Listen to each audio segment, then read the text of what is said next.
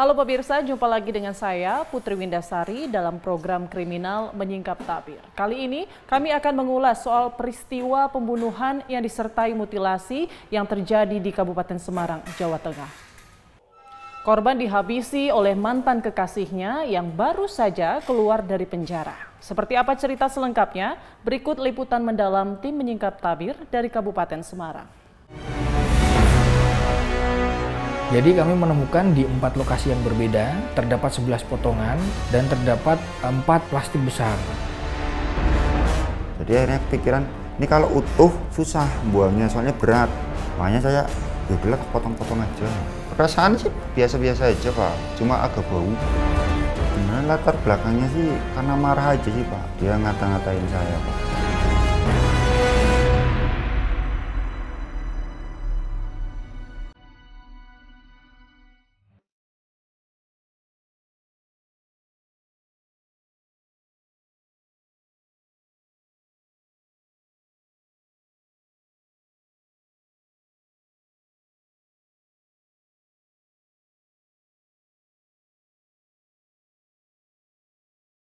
Kamis 28 Juli 2022, anggota Kepolisian Resort Semarang, Jawa Tengah bersiap melakukan rekonstruksi kasus pembunuhan yang disertai mutilasi. Tim dipimpin langsung oleh Kapolres Semarang AKBP Yovan Fatika. Pelaku pun dibawa untuk memeragakan adegan yang ia lakukan saat itu. Terbongkarnya peristiwa pembunuhan yang disertai mutilasi ini bermula saat ditemukannya potongan tangan di Sungai Kretek, Desa Kalongan, Kecamatan Ungaran Timur, Kabupaten Semarang. Di sungai inilah salah satu warga yang sedang memancing menemukan potongan tangan kiri dan kanan. Pengungkapan kasus ini berawal dari laporan warga, yaitu seorang pemancing yang pada tanggal 24 Juli, tepatnya hari Minggu, itu pukul 06.30, menemukan sepasang tangan di pinggir Sungai Kretek, Desa Kalongan, Kecamatan Ungaran Timur. Di situ ada potongan tangan kanan dan kiri. Kemudian ditemukan juga potongan tulang dan seonggok daging dalam plastik. Kemudian saksi ini melapor kepada petugas kepolisian. Akhirnya kami bersama tim Inavis mendatangi TKP. Untuk kepentingan penyelidikan, potongan tangan yang ditemukan oleh Sudadi kemudian dibawa ke Rumah Sakit Bayangkara Semarang. Kami pun sempat bertemu Sudadi, warga yang pertama kali menemukan potongan tangan tersebut. Kepada kami, Sudadi pun berkisah. Nah, nyampe di sungai sekitar pukul 6.30 gitu. Terus saya duduk, lempar pancing, terus ya nggak tahu gimana kan ada bau-bau gitu Pak. Setelah saya lihat-lihat, ternyata ada kayak tangan boneka, no, 2 tangan tuh. Ya kalau kelihatan dari jauh itu ujung jarinya itu putus-putus tuh Pak. Yang tangan satu tengkurap, yang satu menang.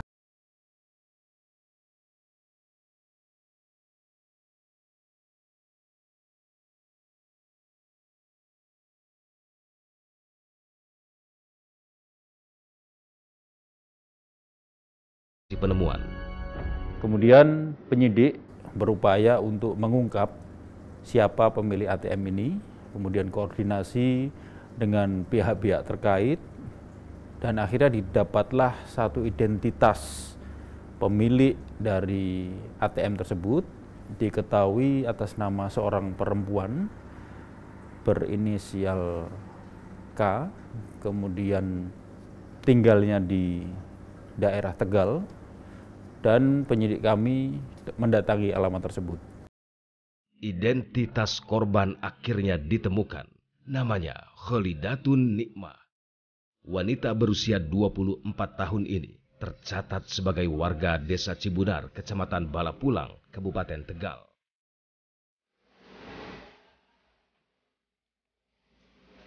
Tak lama setelah ditemukannya identitas korban, pelaku pembunuhan yang disertai mutilasi akhirnya tertangkap. Ia terpaksa dihadiahi timah panas karena berusaha melawan saat akan diringkus. Namanya Imam Sobari. Ia merupakan mantan kekasih korban yang juga tinggal di Desa Cibunar, Kecamatan Balapupang, Kabupaten Tegal. Imam diringkus ketika hendak melarikan diri ke Tulungagung, Jawa Timur. Alhamdulillah tidak lebih dari 1 kali 24 jam kita berhasil mengamankan pelaku. Kita melakukan pengejaran terhadap pelaku ke wilayah Kabupaten Tegal, dan kita sampai di Tegal kita dapatkan informasi bahwa pelaku sudah akan pergi menggunakan kereta api menuju ke daerah Kabupaten Tulungagung, Provinsi Jawa Timur. Di pukul 01.00 pada saat kereta transit di stasiun Kotarjo, Kabupaten Purworejo, di dalam kereta api dia melakukan perlawanan terhadap kita dan kita lumpuhkan. Akhirnya kita berhasil mengamankan pelaku tersebut. Sungguh biadab, ternyata Imam memutilasi tubuh Khalidatun Nikmah menjadi 11 potongan. Jadi kami menemukan di 4 lokasi yang berbeda, terdapat 11 potongan dan terdapat 4 plastik besar. Jadi ada mulai dari kaki, kemudian badan, tangan, kepala, dan bahkan juga dari jeroan beberapa yang bisa kita amankan. Pertama yang kita temukan di Sungai Kretek, ikutnya di Desa Kalongan, Kecamatan Ungaran. Kita bisa mengamankan mulai dari kedua tangan korban, kemudian potongan paha dan perut, kemudian kepala. Tidak jauh dari lokasi korban melakukan eksekusi, ada di sungai, wilayah ikutnya ada yang Kecamatan Bergas dan ada yang di Kecamatan Ungaran. Lalu, apa alasan Imam Sobari tega memutilasi tubuh mantan kekasihnya itu hingga 11 potongan?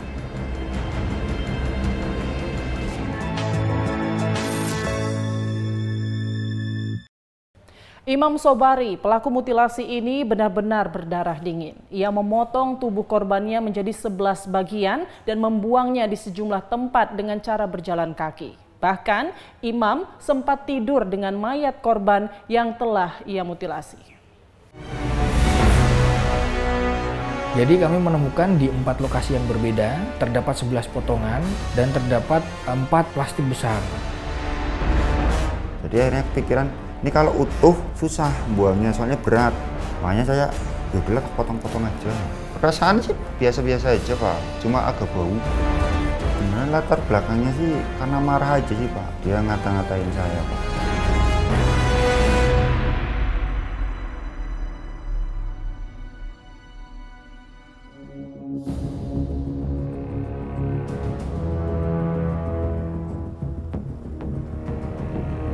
Imam Sobari, pemuda yang tubuhnya dipenuhi tato ini, kini sudah ditetapkan sebagai tersangka kasus pembunuhan yang disertai mutilasi. Untuk memperjelas kasus ini, Satreskrim Polres Semarang kemudian melakukan rekonstruksi pembunuhan.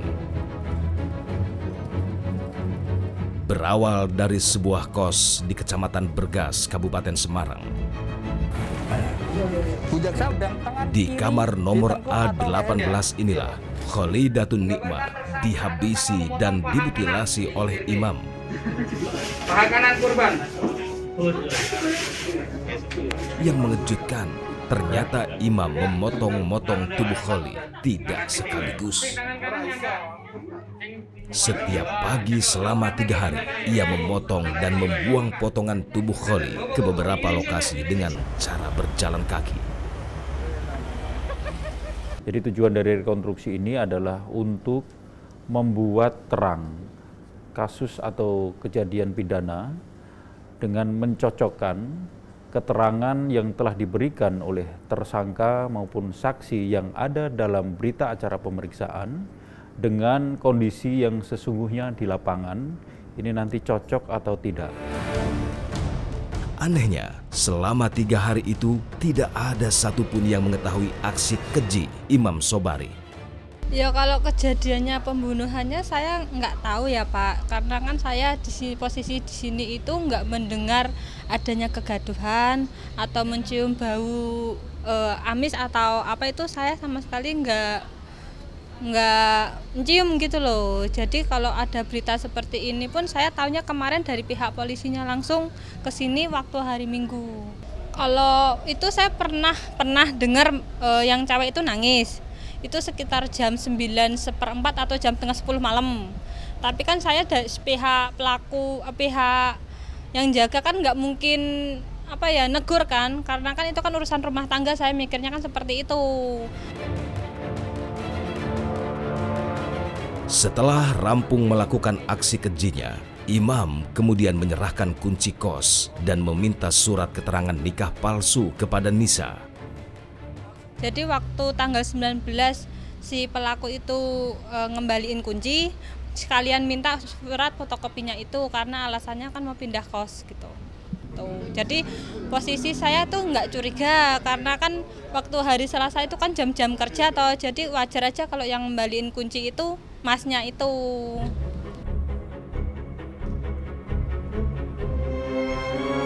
Kami sempat berbincang dengan Imam Sobari, sang pembunuh keji.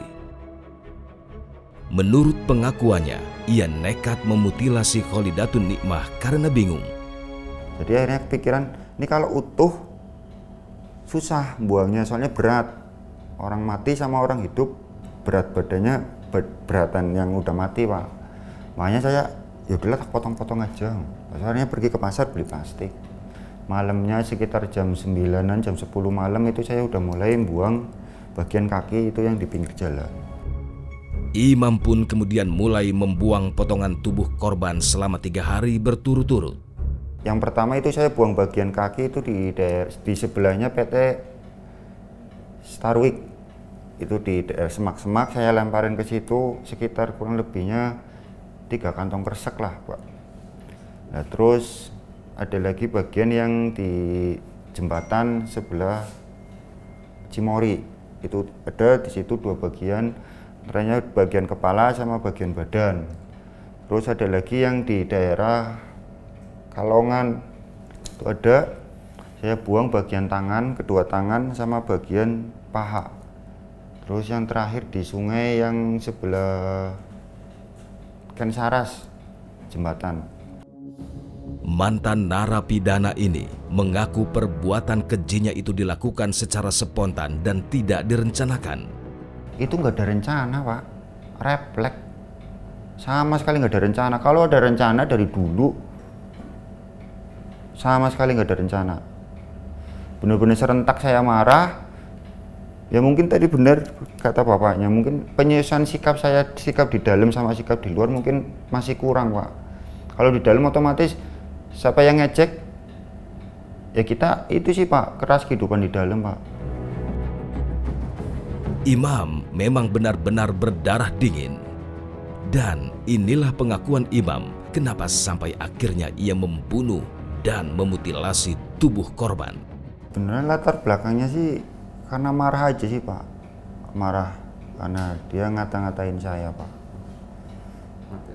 Ngatain saya pengangguran, numpang hidup, nggak mau nyari kerja. Padahalnya kan saya udah ngelamar kerja ke sini.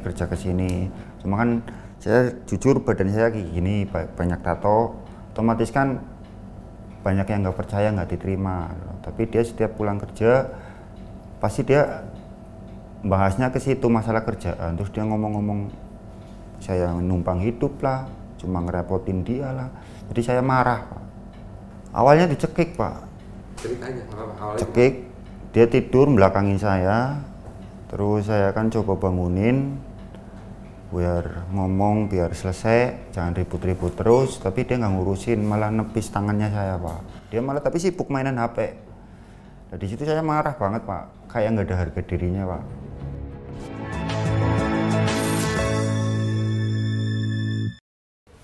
Antara keluarga pelaku Imam Sobari dan keluarga korban Kholidatun Nikmah memang sejak lama berseteru.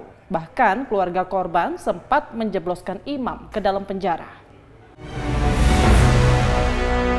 Jadi kami menemukan di 4 lokasi yang berbeda, terdapat 11 potongan dan terdapat 4 plastik besar. Jadi akhirnya kepikiran, ini kalau utuh susah buangnya, soalnya berat. Makanya saya udahlah potong-potong aja. Perasaan sih biasa-biasa aja Pak, cuma agak bau. Sebenarnya latar belakangnya sih karena marah aja sih Pak, dia ngata-ngatain saya Pak.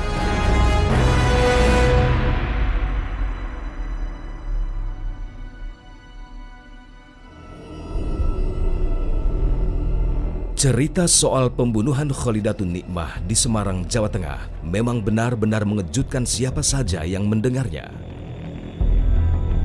Bayangkan, selama 3 hari, sang pelaku Imam Sobari memotong tubuh korbannya dengan cara dicicil. Dan selama itu pula, ia tidur di dalam kamar kos bersama mayat korbannya. Perasaan sih biasa-biasa aja Pak, cuma agak bau. Udah perasaan itu aja, udah nggak ada pikiran apa-apa, nggak ada. Udah kepentok bingung, mau mikir takut, dia udah nggak ada. Mau kabur juga ini belum selesai, makanya tak selesaiin. Imam punya catatan buruk dengan keluarga korban, dan inilah pengakuannya kepada kami. Dia lulus SMA, hamil, terus orang tuanya kan mintanya dinikah. Cuma kan sayanya sudah punya istri. Saya udah punya istri. Akhirnya pihak keluarga nggak setuju. Kini Imam Sobari harus mempertanggungjawabkan perbuatannya di mata hukum. Untuk pasal yang kita terapkan kepada tersangka itu 339 KUHP, subsidiar 338 KUHP dengan ancaman hukuman seumur hidup atau 20 tahun penjara.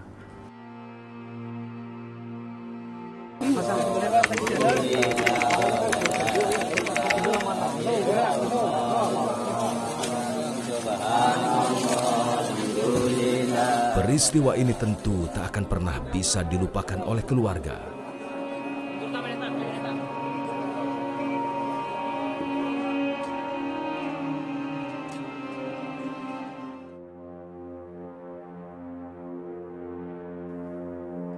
Pria ini bernama Aswirto. Ia adalah ayah Kholidatun Nikmah. Aswirto nampak tegar saat kami sambangi akhir pekan kemarin. Ia pun berkisah soal awal mula mendapat kabar yang menyesakkan dada itu kepada kami. Sampai Ungaran jam setengah 4 pagi, setengah 6 ke rumah sakit Bayangkara, diambil darahnya.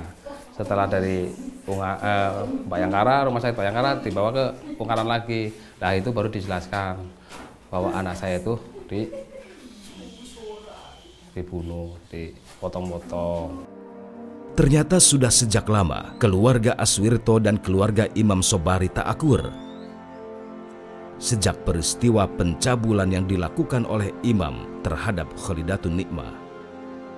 Di dalam tubuh anak saya kan setelah lahir kan kepengen ada orang tuanya, ya kan, ada orang tua yang. Jadi saya tuh minta dinikahi, bertanggung jawab, tapi dia tuh nggak mau. Justru malah dilarikan ke Tulungagung, suruh ngumpet di sana ke Tulungagung. Aswirto juga sempat mengungkapkan soal perilaku Imam Sobari di lingkungan desanya. Di sini tuh kayak preman loh, ya emang dikatakan preman di sini. Sering nganiaya orang, itu sering ngukulin orang. Kalau disuruh nggak mau dia pukulin. Dan atas nama keluarga, Aswirto berharap Imam diganjar hukuman seberat-beratnya. Harapan saya dan masyarakat sebelah Kalipandeng mintanya dihukum mati. Jangan sampai terjadi hanya hukuman seumur hidup.